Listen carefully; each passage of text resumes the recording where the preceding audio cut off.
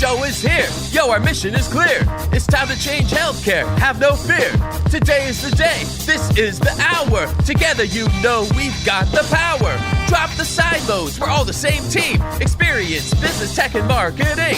How can anyone be satisfied with the way things have always been? Yeah, we've tried. So join us now. Join the revolution. Consumer first health is the evolution. Status quo, more like status no. Yeah, this is the healthcare rap. Yo, come on, let's go. New choices, new platforms, new care models. In the healthcare of tomorrow, consumers win. But who will design it? What will it look like? And how long will it take? We're here to answer those questions with some provocative thinking about how to create the healthcare that people actually want. Ready to roll up your sleeves, look at the world a little differently, and explore the frontiers of consumer health together? Join us. This is the Healthcare Wrap. Welcome back. I'm Jared Johnson from Shift Forward Health, and here's what's going to go down today. We have the flavor of the week about CVS completing its acquisition of Signify Health. Why is now a good time to revisit their $8 billion bet on home health? And how can we use this moment to develop a disruptor's mindset? I'll talk about that. Then we continue our theme of building up the consumer muscles within healthcare organizations by welcoming Kathleen Elmore from Engageus. Kathleen shares where providers and health plans are succeeding when it comes to consumer-focused innovation and where they're struggling. She'll also call out the role of data as we assess how to engage with consumers. It's time to dive right in. Are you ready? Let's go.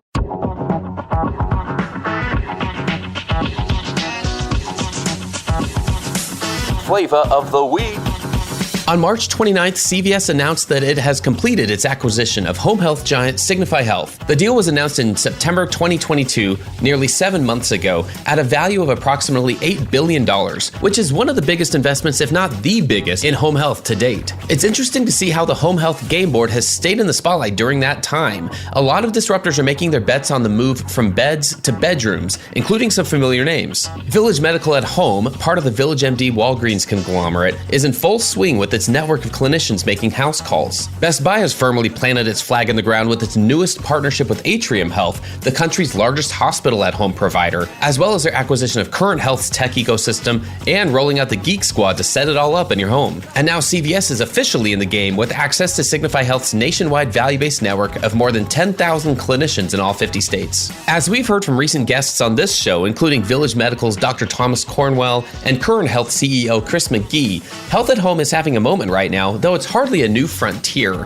Home-based primary care has been happening for decades, but value-based arrangements and full-risk contracting have given it a place in business models to finally operate as a net positive contributor. And the pie is growing. In February 2022, McKinsey stated that up to $265 billion worth of care services for Medicare fee-for-service and Medicare Advantage beneficiaries could shift to the home by 2025. Understanding where home health can fit among consumers' choices and the value propositions of those choices, it's important for anyone who's designing around consumers' jobs to be done. Because believe me, the job to be done is not going to the hospital. It's feeling better. As more options become available, more patients will give it a try. Innovators get that. Status quo thinkers, on the other hand, see the current state, and in their typical way of ignoring what's possible, will say that it isn't worth the effort. Just like they said we'd never get digital health off the ground, or value-based care, or anything that's truly good for consumers and clinicians.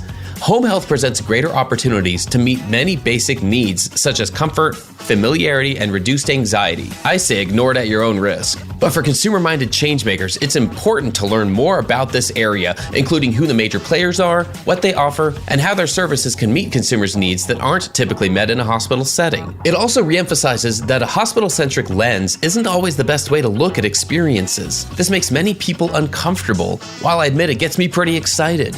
And I think that's what a lot of healthcare is still scared to do when it comes to designing consumer-first experiences. Many are still trying to reimagine experiences within such a tiny box that the benefits will be minimized. As always, I'm not trying to pit one side versus the other. I'm trying to open your mindset to the possibility of how offering healthcare in a setting other than a hospital or doctor's office can meet consumers' needs. And that if you limit yourself to thinking that care has to happen in one setting or another, you limit the possibilities. Let's pay attention to home health, if for no other reason, so that it teaches us a disruptor's mindset. That's another way that we'll build the healthcare of tomorrow. And that's the flavor of the week.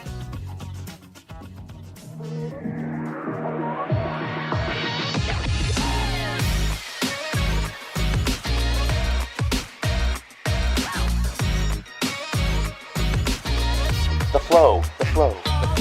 All right, everyone, let's get into the flow. Give it up for Kathleen Elmore. Kathleen is the co-founder and managing partner at Engageous. They're a leading healthcare consumer engagement consulting and research firm. We're really excited to have her on the program. Welcome, Kathleen, to the Healthcare Wrap. Oh, thank you so much, Jared. I'm thrilled to be here. Well, let's start off with what did I miss in your bio? What else would you like our listeners to know about you and your background? Sure. So I started my career ages ago at companies like Procter & Gamble and General Mills. So I've been driving consumer behavior change for my entire career. Unlike healthcare, I used to say that I was getting you to eat when you weren't hungry and buy things you didn't need. And so I was thrilled to come to healthcare in 2005 and start using all those same methodologies, behavioral science, data, A/B testing to get you to do good things instead of just purchase. That's amazing. What about career-wise? This sounds like quite a path here. What's one of the best pieces of career advice you've received? Sure. I had an early mentor who said to me, if you find purpose, it'll never feel like work. And frankly, when I came into healthcare, that's what shifted for me. I feel great and excited about every day trying to help healthcare organizations drive consumer behavior change toward better health and lower costs. Very nice. I imagine that's served you well as, like you said, prior to coming to healthcare and then since coming into healthcare. What's been one of the main differences? You've been in it for a while now. One of the differences from coming outside of healthcare to coming into it? Sure. When I first came into healthcare, again, 2005, consumer engagement was but a whisper. And even when the ACA passed, it was still kind of baby steps. What's exciting now is the entire industry really understands that in order to become a trusted partner in health, in order to drive the consumer behavior change to lower costs and better health, we need to really become consumer-centric organizations like the Amazons and the Googles of the world. And frankly, there's giants at the gate. They're all trying to get into healthcare as well. And so the transformation has accelerated significantly in just the last 5 years. And it's exciting to see because we're seeing some real wins happening across the marketplace. What types of organizations, if you don't mind me asking, are those types of wins happening in? Is it with a traditional healthcare delivery, a health system, a hospital, a provider organization? Is it with payers? Where are you seeing those wins? So our clients range from the biggest payers in the country to small regional plans to Blues. We have quite a few, actually many health tech organizations. I like to say just because you build it doesn't mean consumers come. And so they need engagement. We work with health systems. We work with PBMs. Basically, everybody right now needs consumers to take greater steps in driving their own health.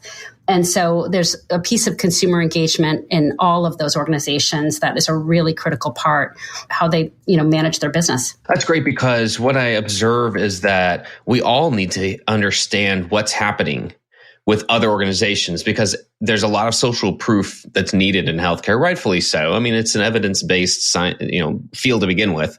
And we don't want to just be following everything out there. So social proof is very helpful, though, is what I've seen. It's a catalyst often with new things, with innovations. And so when we're able to see, oh, yeah, look what so-and-so's doing. Look at their wins. Look what they've been able to do. There's just that extra level of the ability to help accelerate a conversation or accelerate innovation is what I've seen. Let's start in terms of almost like a state of the state, right? So we're talking about consumer-centered design and consumer-focused innovation. What are healthcare organizations in general?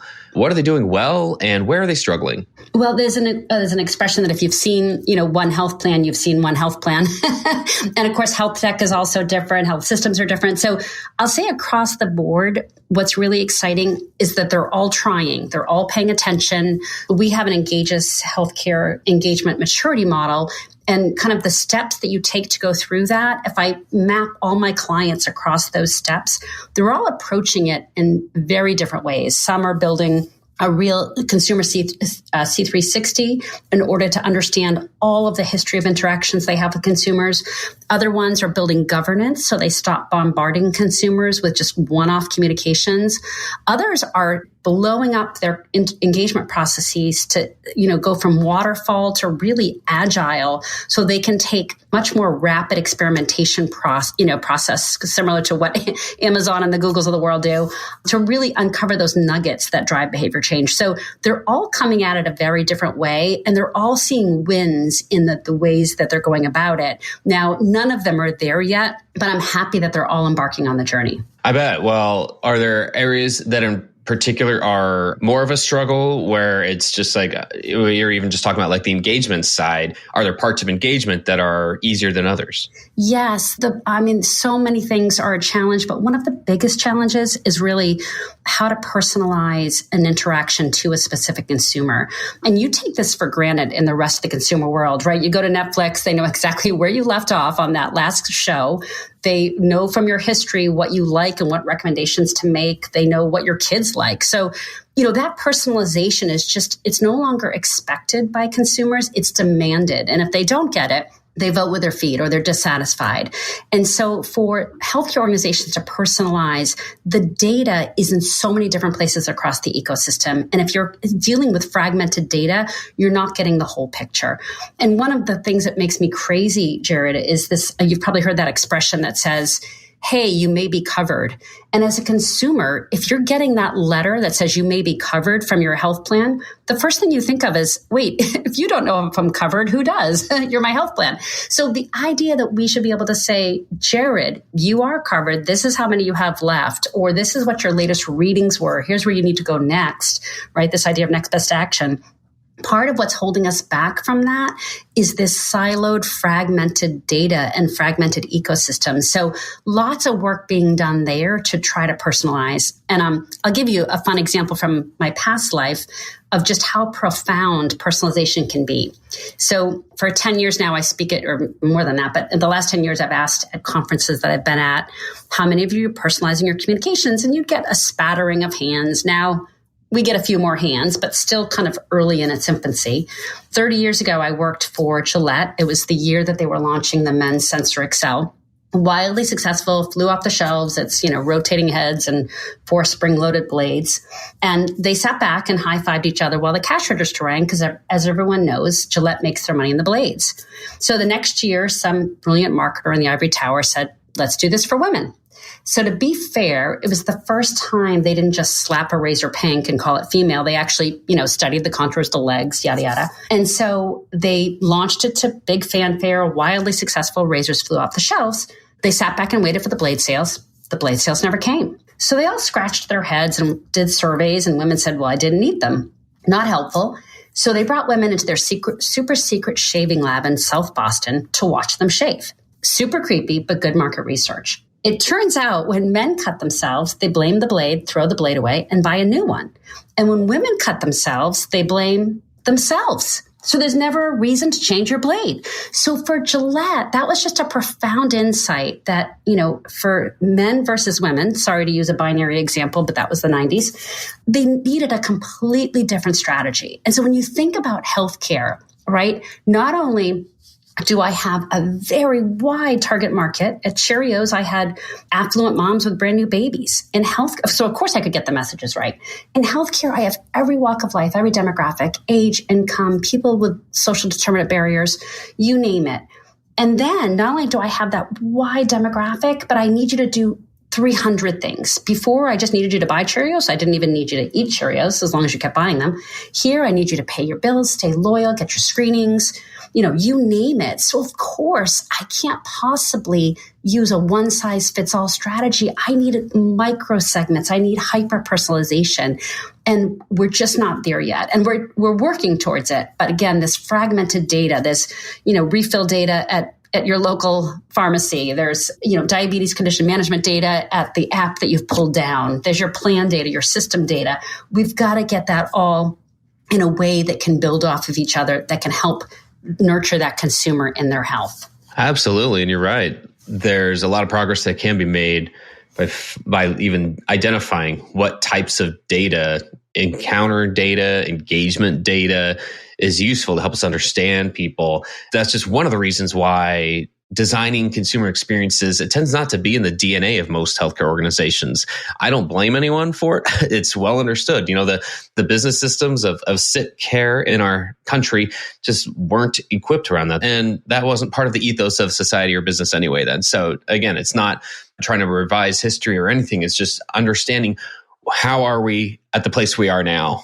And so that starts somewhere in terms of, well, if we don't want to be like that, how do we do that? We've got to figure out what to do in our organizations. And that starts, in my mind, with carving out people, talent, team members, human beings with the skills and competencies, giving them some space to develop it, because it has to start somewhere. It's very similar to digital transformation. I use this analogy a lot. The last 10 to 12 years, really the last 15 to 20, but especially the last 10 to 12 years, in my mind, we were building a foundation. That's what digital transformation was. We couldn't advance very much further with consumer design, consumer-driven experiences without having a digital foundation. Now that it's there, that has taken so long and it's not done yet, but we're at a good point now where we can start building on top of that.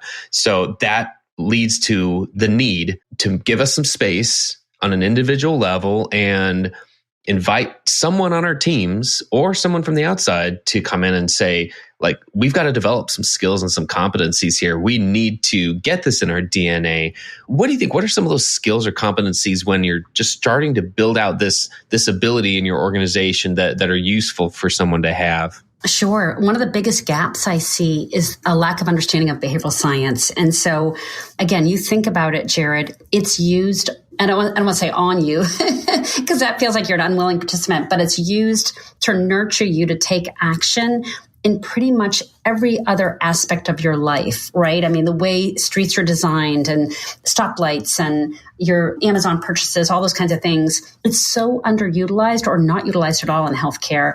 And I'll give you some fun examples. So FOMO, fear of missing out.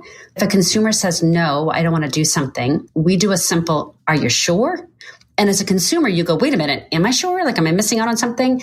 And then we pair a barrier breaking message to your specific barrier. And it turns 30% of no's into yeses almost every time, whether it's med adherence, condition management enrollment, getting your well visit, you name it. Another really fun one is scarcity. So scarcity isn't as widely used in healthcare because obviously we never run out of mammograms. We never run out of colorectal screenings. So we can't do the exploding offers like Amazon does. But something as simple as we're trying to get a home visit, we can say to the consumer, hey, we'd love to schedule that. They'll say, I'll call you back, but they never do.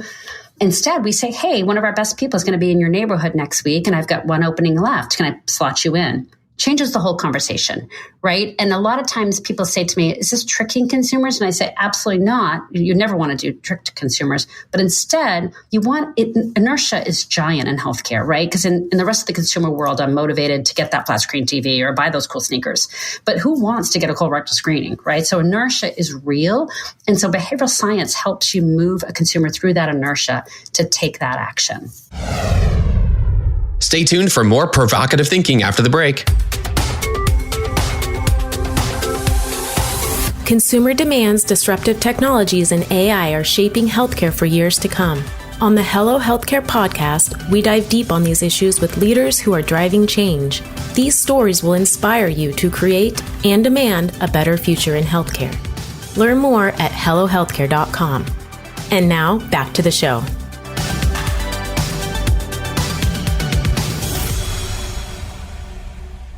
That is a big piece. And it's not part of a marketing DNA, for instance. It's not part of a lot of digital teams that have created the architecture needed to connect data or created an experience on a web property or an app or wherever it is. There are a lot of those pieces. That's definitely not a piece of that DNA a lot of times. What else can we do to build? I mean, this is also like building muscles, right? What else can we do to build those consumer muscles? Sure. Well, I like that you talked about kind of the people in the process because, at some of these organizations we work with, they have all the technology that they could ever need. I mean, they have, marketing automation and engagement automation, in every pocket. And so it's really about kind of organizing themselves in a way that brings the different talented people with their different skill sets into a kind of more agile process so that they can start working together instead of working in silos, right? Because you might be the best data scientist, but if you don't have the people that are kind of next to you in copywriting to take what you're doing and kind of, try a bunch of different things with consumers to see what's working, then it's wasted talent. And so we're kind of helping plans do that, is to kind of break down the silos, bring these talents together, change the process so that it's not so kind of arduous and long. Instead, it's rapid, it's experimentation, it's A/B testing, because what might work on you today, Jared, might change tomorrow after you've had a diagnosis. And so really keeping your finger on the pulse of your populations across the different actions you're trying to drive is a systematic kind of total process change from where folks are now. Well, process is a big part of it, isn't it? I think scale is always one of the challenges. Yeah, like it's like seeing that momentum and sharing the stories of what is happening. That's one of the best ways for us to keep that momentum going, it seems like. Absolutely. And we're seeing pockets and islands of excellence everywhere. When you start this process, you can't help but realize quick wins. I'll give you a fun example. So we helped a medium-sized plan with a communications inventory. So we went around and we actually, tracked with 26 different attributes all of the engagement interactions they were doing across the organization. And we weren't even trying to rewrite, but we found this one letter for Osteo the women's screening. And we said, hey, can we rewrite that for you? And all we did, we knew that there's a key barrier that they weren't addressing. And so we said, hey, we're just going to put in here that the key barrier has to be addressed, which is if I'm a woman and you're asking to come into my home to do a screening, my first thought is, do I need to disrobe? And so we added into the letter and the call script, hey, and you don't even need to take your clothes off. And they ended up getting a 35% year-over-year increase in that one measure. And really, the project was about taking inventory. So there's, just quick wins anytime you start this process, no matter where you attack it, whether it's data, technology, process, the actual message itself, you're going to find that you improve results. That's amazing. There's a lot of low-hanging fruit, it sounds like. Exactly. That's right. Are there other success stories that come to mind just about co-designing a consumer experience? So that the example you just gave was one that almost sounded like it was such a low-hanging fruit. It happened when there wasn't even a focus on that particular wording. That wasn't the problem you're trying to solve. Are there other success stories out there where they've seen? Yes, we redesign experiences for them all the time, and we sometimes do it kind of on a very foundational level where we're standing up how the data interacts with each other, or we're doing it kind of like right at the consumer level, which is what the message of the letter or the call or the interaction says. And so that we were helping an organization that was helping Medicaid plans get folks who deserved it to be enrolled in SSI benefits. So a giant win-win all the way around, right? Because helping consumers that didn't know that they were eligible for their disability, get benefits that were coming to them. And so their original communication had exclamation points and color and photos, and they were getting kind of a low response rate. And I said, well, if someone's trying to give you money and you have to put an exclamation point on it, right away, I'm like, what's the catch? If you're selling me the fact that I have money, there's something wrong here. So I like to say that we stripped all the fun out of it, added a lot of behavioral science, and we ended up more than doubling their engagement, which equated to millions of people realizing the benefits that they had, which is, so awesome for the folks that really needed it. So anyways, I have a million stories of improving results, little tiny things from just if you add a date in a top of a letter and you use a double window so that date shows through. Even if it's not time sensitive, when a consumer sees a date on an outer envelope, they immediately think time sensitive and you're more likely to get them to open. So tons and tons of little nudges. There's no silver bullet. It's a game of inches, I like to say. But if you put all those inches together and you start to get real results. Absolutely. So who are the main stakeholders that you'd be working with in an organization? I'm just curious, which teams tend to own this process? Sure. So if an organization has a CXO, that's perfect for us, or a head of a consumer engagement. We work a lot with quality because obviously, driving screenings, driving preventive care, all those kinds of things. We work with folks who have specific populations, heads of Medicare, heads of Medicaid, commercial, you name it. We work with service ops. We are kind of sometimes in the, foundational elements, really in that nitty gritty of how calls come into the call center and should they be transferred to a care rep instead if this is a consumer that's targeted for condition management. So we can kind of almost talk to anybody in an organization because it all does come down to consumer engagement, really. If you're in an organization that is driving consumer behavior change, it's like when Southwest used to talk about reducing lost luggage is everybody's responsibility. In any of these healthcare organizations, driving behavior change is everyone's responsibility, even if it doesn't feel like it. Well, we're really talking about getting this into the DNA of a whole team then, and it's got to start somewhere. That's fantastic. I mean, what I've seen from that one reason I asked that was I have seen that professionals who are involved, who are consumer minded, right? This does feel like it starts with a mindset. There are muscles we need to build here, but there's also a mindset of, I understand the importance of this. I understand that it can lead to an improvement of the business outcomes that we're trying to reach. Like you said, of whether that's an enrollment or increased screenings or whatever it is, that it starts with a mindset, and that doesn't always happen in the same department. It feels like people come from different titles. They come from different departments. How do you think we can bring that together as a community? How can we coalesce and build up this community? It sounds like part of it is communicating back and sharing these stories of success and who was involved and helping build a business case continually for it. Are there other ways we can coalesce and just build up a community of professionals who are consumer minded? Well, I do have all kinds of organizations that I belong to that I feel like I have partners in this goal of folks working on, consumer engagement. But then within organizations themselves, we're doing things like setting up lessons libraries. We are baking insights into marketing automation because everyone individually are learning so many great lessons on this that unless we start compiling them, right, we're never going to go as fast as we want. So what's cool is we are seeing ways to bake these insights into the everyday processes so that you're not starting, recreating the wheel every time you do this. You're actually building on what's been learned across your teams and across the enterprise. Gotcha. Well, it's a continual work. It's going to take a lot of effort. I know that. And so it's an exciting time right now. It feels like just to be involved here and to recognize that, we could probably make some progress with a shared language and bring together folks from different sides of the industry. Even more often, I see a lot of momentum happening there. It's great. It's great for providers to hear from the payer's point of view, especially because when you start designing around a consumer's needs, not all those needs are expressed. Some of them are unexpressed. I mean, that's Amazon to the core, right? It's and even Apple a lot in my life. It's like, I didn't realize I needed that. Now I can't live without it. Like that's feature. Right, exactly. Well, I think of it as like Maslow's hierarchy of needs, but if I apply it to engagement, like we all want to delight the consumers, but in order to kind of reach that tippy top of delight and fulfillment and self-awareness, we just have to get the foundational elements right. I used to consult to AT&T Wireless, and they wanted to hire Mick Jagger for their commercials. And I was like, look, if we're still dropping calls, this was in early network days, it doesn't matter who you hire, right? You've got to fix the basics before consumers will trust you. And so, that's a lot of the work we're doing right now is to fix those foundational elements to start building that trust and predictability. Because in a service organization, your brand is really the cumulative sum of your interactions. And so those everyday interactions make or break whether the consumers trust you. So even if you have moments of delight, you still have to get the everyday interactions right. And I think what's exciting is I think as an industry, we're really, really focused on that.